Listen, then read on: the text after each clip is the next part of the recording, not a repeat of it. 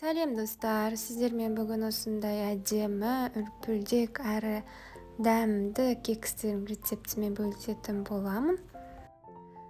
Барлығының мөлшері видеоның астында описаниясында жазылып тұр. Жұмыртқаға қант қосып, қантымыз ерігенше жақсылап миксерлейміз. Біздің массамыз осылай болып көпіруі тиіс. Содан соң массамызға ерітілген сары май және сұйық май қосып, венчикпен жақсылап барлығын араластырамыз. Келесі кезекте осы массамызға ұн, қопсытқыш, ванилин салып, барлығын тағы да жақсылап араластыратын боламыз.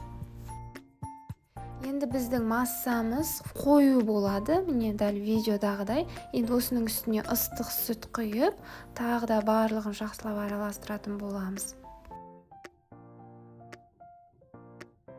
Ыстық сүтті құйып, барлығын жақсылап араластырған соң біздің массамыз міне дәл осындай болады. Енді осының үстіне шиелеріміз саламыз. Шиені қалауыңызша 2-ге бөліп алсаңыз болады. Тағы да жақсылап араластырамыз да, арнайы осындай силиконовый формаға шамамен 2 үлкен қасық, бір формаға 2 үлкен қасықтан салып шығамыз массамызды.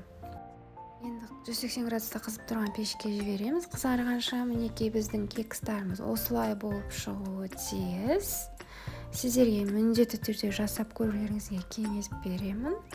Ас болсын, менің каналыма тіркеліп кетіңіздер.